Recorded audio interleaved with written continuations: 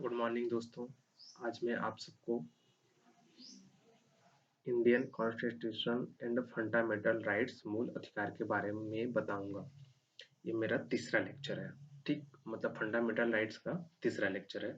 Please channel subscribe my YouTube channel Krishna STD official channel. Please दोस्तों। भारत भारत का मूल संविधान कुल 7 मौलिक अधिकार है। भारत का मूल संविधान कुल 7 मौलिक अधिकार है और 44वें के संविधान संशोधन अधिनियम 1978 द्वारा संपत्ति के मूल अधिकार को समाप्त कर दिया गया था। 44 संविधान संशोधन अधिनियम 1978 द्वारा संपत्ति के मूल अधिकार को समाप्त कर दिया गया था। अनुच्छेद 19A तथा अनुच्छेद 31 में वर्णित है। ये किसमें वर्णित है? 91 तथा अनुच्छेद 31 में वर्णित है।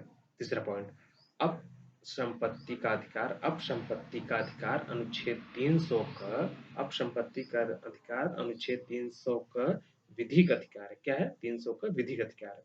तो भारतीय नागरिकों को कुल 6 मौलिक अधिकार दिए गए, 6 मूल अधिकार दिए गए, मौलिक अधिकार दिए गए 6। पहला क्या है? समानता का अधिकार, जो अनुच्छेद 14 से 18 में, किसमें है? अनुच्छेद 14 से 18 में।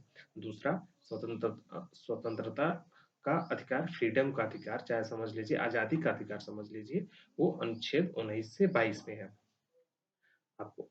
तीसरा, शोषण के विरुद्ध का अधिकार, जो अनुच्छेद 23 से 24 में, शोषण के विरुद्ध का अधिकार जो 19 से 24 में। जो चौथा कौन सा है? धार्मिक स्वतंत्रता का अधिकार, जो अनुच्छेद 25 से 28 में, पांचवा, संस्कृति तथा शिक्षा संबंधी अधिकार, जो अनुच्छेद 29 से 30 में है। छठवां जो है वो संवैधानिक उपचारों का अधिकार है, जो अनुच्छेद 32 में दिया गया। अब आगे बढ़ता हूँ मैं। राइट्स ऑफ इक्वलिटी, मतलब समानता का अधिकार, जो सबको समानता का अधिकार दिया गया है, जो अनुच्छेद 14 से 18 में है, 14 से 18 में है, जो सबको प्रदान किया गया है, पूरे भारत के लोगों को, हर एक व्यक्ति को प्रदान किया गया है। अनुच्छेद 14 से 18। तो अनुच्छेद 14 में क्या है, क्या क्या आपको संविधान ने दिया है? अनुच्छेद 14 में डॉक्टर भीमराव अंबेडकर की जय। समानता के अधिकार के मूल सिद्धांत है। और अनुच्छेद 14 में भारत में सभी व्यक्तियों को विधि के समक्ष समता और विधियों का समान संरक्षण प्रदान करना है। क्या करना है दोस्तों? समानता या समता के अधिकार का मूल सिद्धांत है। और अनुच्छेद 14 में भारत के सभी व्यक्तियों को विधि के समक्ष और समता और विधियों का समान संरक्षण प्रदान करता है। दोस्तों, अनुच्छेद 15 में क्या है? राज्य को धर्म, मूल वंश, जाति, लिंग, जन्म स्थान के आधार पर किसी से विवाद करने को लिए रोकता है। अनुच्छेद 15 होता है। अनुच्छेद 16 में क्या है दोस्तों? सार्वजनिक नियोजन, मतलब सरकारी नौकरियां हो गई, में अवसर आपको समानता की ओर के बारे में बताता है। अनुच्छेद 17 क्या है? अनुच्छेद 17 अस्पृश्यता का। अनुच्छेद 17 में क्या है? अस्पृश्यता। वो अनुच्छेद 18 में क्या है? उपाधियों का उन्मूलन करना। अब राइट्स ऑफ, मतलब अनुच्छेद अब 19 से 12 में बता रहे हैं, जो राइट्स ऑफ फ्रीडम, जो आपको आजादी देता है, जो स्वतंत्रता का अधिकार है। अब अनुच्छेद 19 से 12 ये स्वतंत्र के मूल अधिकार है, मतलब ये आपकी आजादी के जो है मूल अधिकार है।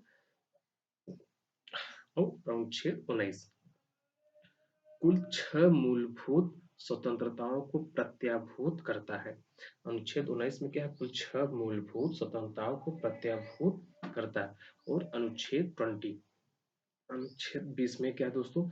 अपराधों के लिए दोष सिद्धि के संबंध में संरक्षण प्रदान करना। अपराधों के लिए दोष सिद्धि में संरक्षण या संबंध में संरक्षण प्रदान करता है। और अनुच्छेद 21 क में क्या है? 86वें मतलब 86 जो है संविधान अनुच्छेद 86 संशोधन हुआ है, मतलब 87 संविधान संशोधन अधिनियम 2002 के द्वारा स्थापित कर शिक्षा के अधिकार को मौलिक अधिकार घोषित किया गया था।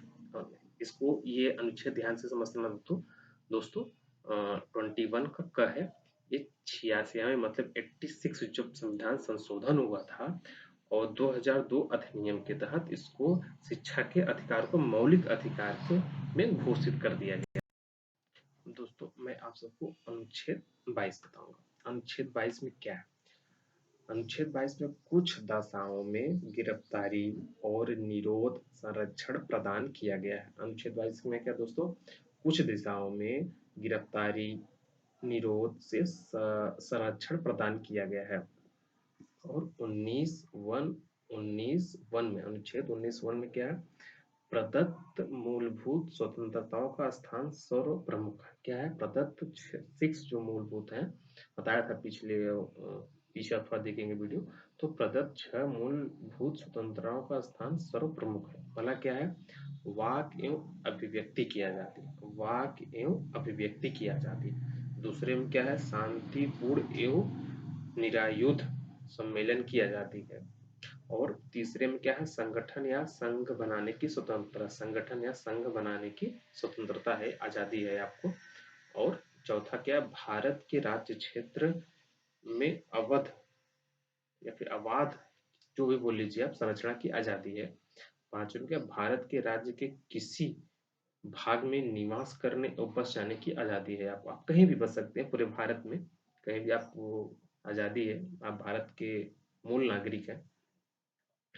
कोई वृत्ति या आजीविका व्यापार कारोबार करने में स्वतंत्र होता है। क्या होता है? स्वतंत्र होता है। वो अनुच्छेद 20 में क्या है? दोष सिद्धि के संबंध में संरक्षण, दोष सिद्धि के संबंध में संरक्षण। इसमें 3 प्रकार का संरक्षण आपको प्राप्त है। क्या? इसमें 3 प्रकार के आपको संरक्षण प्राप्त है। किसमें प्राप्त है? अनुच्छेद 20 में, अनुच्छेद 20 में। और पहला क्या है? पहला, कार्योत्तर विधियों को संरक्षण देना, कार्योत्तर विधियों को संरक्षण देना, जो अनुच्छेद 20(1) में आता है। किसमें आता है? अनुच्छेद 20(1) में आता है। दूसरा क्या है? दोहरे दंड से संरक्षण, जो अनुच्छेद 20(2) में आता है। तीसरा क्या? आत्म अभिशासन से संरक्षण, आत्म अभिशासन से संरक्षण, जो अनुच्छेद 20(3). आगे जो है जो प्राण और दैहिक स्वतंत्रता जो है, protection of life personal liberty. क्या बोलते हैं उसको? Protection of life personal liberty, मतलब आपके प्राण को दैहिक स्वतंत्रता है किस प्रकार, आइए बताते हैं आपको। टॉपिक वाइज आपको मैं बता रहा हूँ, प्लीज चैनल को सब्सक्राइब। पहला, प्राण एवं दैहिक स्वतंत्रता। प्राण एवं दैहिक स्वतंत्रता का मूल अधिकार सभी मौलिक अधिकारों से सर्वश्रेष्ठ है। क्या है? प्राण एवं दैहिक स्वतंत्रता का मूल अधिकार सभी मौलिक अधिकारों से सर्वश्रेष्ठ है। और क्या है? सर्वश्रेष्ठ है। और अनुच्छेद 21, अनुच्छेद 21 में क्या है? अनुच्छेद 21 द्वारा प्राण एवं दैहिक स्वतंत्रता को सुनिश्चित किया गया है। प्राण एवं दैहिक आजादी को या फ्रीडम को सुनिश्चित किया गया है। अब अनुच्छेद 21 के अनुसार जो है, किसी व्यक्ति को उसके प्राण एवं दैहिक स्वतंत्रता से विधि द्वारा स्थापित प्रक्रिया के अनुसार ही वंचित किया जाएगा, अन्यथा नहीं किया जाएगा। फिर सुन लीजिएगा दोस्तों ध्यान से। अनुच्छेद 21 के अनुसार किसी व्यक्ति को उसके प्राण एवं दैहिक स्वतंत्रता से विधि द्वारा स्थापित प्रक्रिया के अनुसार ही वंचित किया जाएगा, अन्यथा उसको वंचित नहीं किया जाएगा। और जो 14वां संविधान संशोधन द्वारा प्रदान किया गया है, मतलब 14वें संविधान संशोधन द्वारा प्रदान किया गया है कि 5वें संशोधन के अनुसार कोई भी व्यक्ति सम्यक विधि प्रक्रिया के बिना अपनी दैहिक स्वतंत्रता से वंचित नहीं किया जाएगा। अब राइट ऑफ इक्वेशन, शिक्षा का अधिकार। शिक्षा का अधिकार क्या है आपको? ठीक है, शिक्षा मनुष्य के लिए बहुत जरूरी है। शिक्षा मनुष्य, हर एक व्यक्ति, हर एक वर्ग के लिए बहुत जरूरी है। और अनुच्छेद 21 इसका जो आपको अधिकार देता है। अनुच्छेद 21 के अंतर्गत एक मूल अधिकार घोषित किया गया था। अनुच्छेद 21 के अंतर्गत एक मूल अधिकार घोषित किया गया था। इसी कमी को दूर करने के लिए 86वें संविधान संशोधन अधिनियम 2002 द्वारा अनुच्छेद 21 के अंतर्गत शिक्षा के अधिकार को मौलिक अधिकार का दर्जा दिया गया है। किसका दर्जा दिया? मौलिक। इसका दर्जा दिया, मौलिक अधिकार का दर्जा दिया गया है।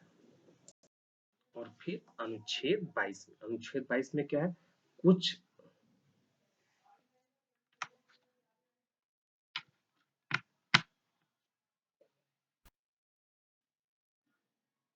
फिर अनुच्छेद 22 में क्या है? अनुच्छेद 22 में कुछ दशाओं में गिरफ्तारी और निरोध से संरक्षण प्रदान किया गया। क्या है?